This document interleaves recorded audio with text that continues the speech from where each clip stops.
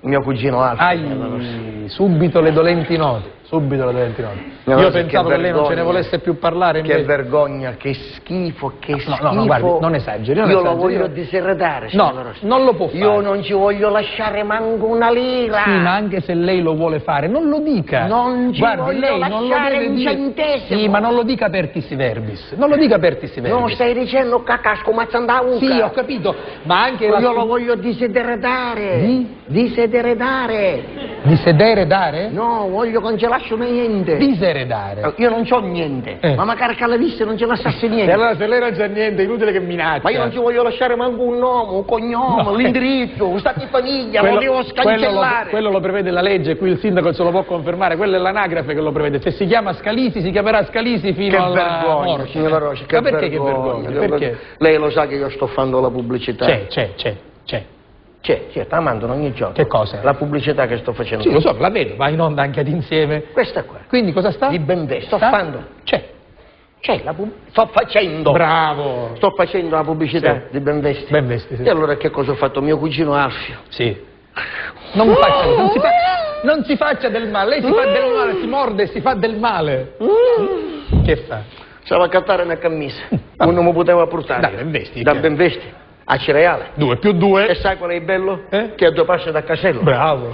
Mo porto Questa l'ha studiata lei o il signor Benvesti? Questa io. Bravo, si vede, è bella. Non è bella? Bellissima, chiaro. Mo portare da cereale, che stai in danna con c'è Benvesti. C'erano cagnisi da che si fettono. Tutte quelle che vuoi. Diciamo che ce n'è in abbondanza. In abbondanza di tutte le marche, di tutte le cose. Arriva, c'era il personale qualificato. Questo ci sono stato e posso confermare. Si ci avvicina, dice, prego, desidera.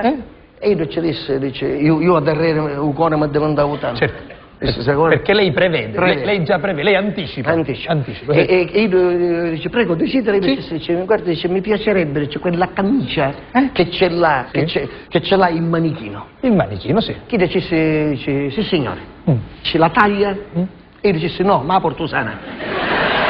Cioè, ma lei si rende conto? Lei si rende conto che ama la compassa? Lo so, certo. Chi dice, la taglia? E io no, ma la porto sana. Ho capito, lo so che... Bestia, quadrupede, animale. Con tutta la testera, bestia, orbo, bestia. Senta, scusi, quando lei dice tutte queste contumelie, perché non si gira dall'altro lato? Bestia. Faccia una cosa, scusi, Prego. Bestia. Sì, ma comunque. Passano ieri a trovarlo in campagna. Ancora un'altra nel combinato? Sì, perché lui aveva un pezzo di terreno e quindi sta là tutto il giorno. Io sua moglie per lavarsi da casa. Ci dà il libero uscita, lo manda via. Io sua moglie... Come si chiama? Graziella. Soprannome? Graziella, un poco buttanella.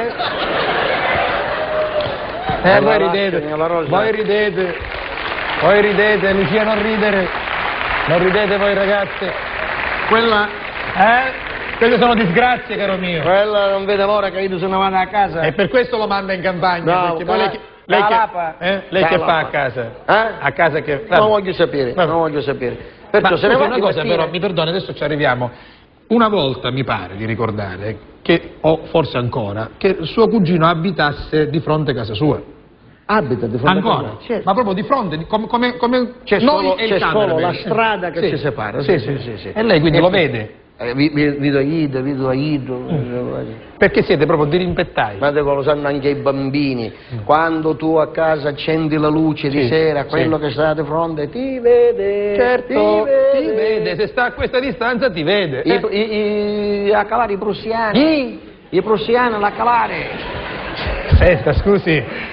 Deve calare, ho capito cosa vuol dire, deve calare le tapparelle. Sì, Che? E buttanella, calare. Senta, le tapparelle. Tappanerelle, quelle. Tappenarella. Gli avvolgibili. Infrangibili. Quelli sono. Sì.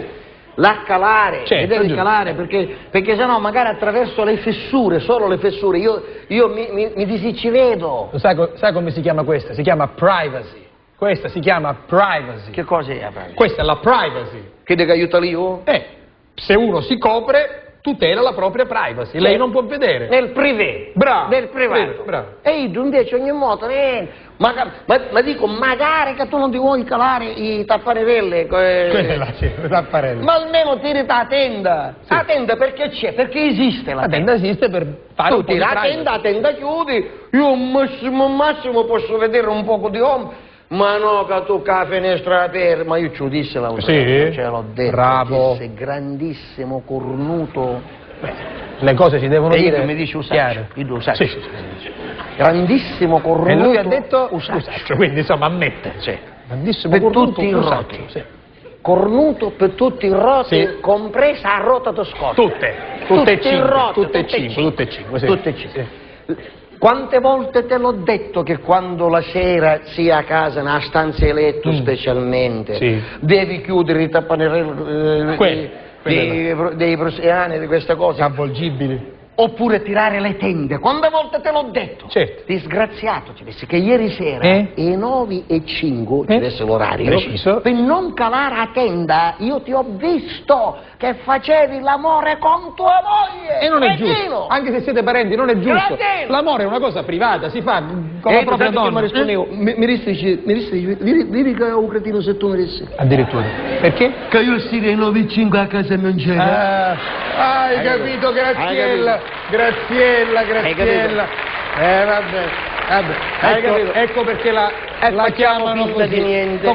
Facciamo finta di niente. Che mi stava dicendo? Sua cugina se ne va in campagna. Se ne va di mattina in campagna, si porta un poco di pane, un poco di cose, poi mangia là in campagna sempre un frutto, una cosa, c'è sempre. Si porta mezza bottiglia di vino. E io certe volte quando non ho niente da fare lo vai a trovare. E ci sono andato l'altro ieri. Bene. Mi hanno trovato spiccicato un terra. A suo cugino, spiccicato a terra. Abbiato un terra, andava a rasola, che la faccia mi sa così, con l'orecchio appoggiato in terra, con l'occhio mezzo chiuso e mezzo aperto. Sì. Ma che non ti sente buono? Chi hai? No, mi disse.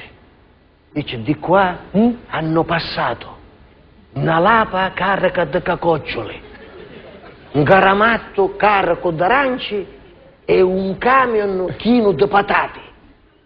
Ma che faceva? Come gli indiani? Infatti vi ricordate nei film western, gli indiani che mettevano l'orecchio per terra e sentivano? Solo appoggiando l'orecchio, come hai fatto a sapere tutte queste cose? Solo appoggiando l'orecchio?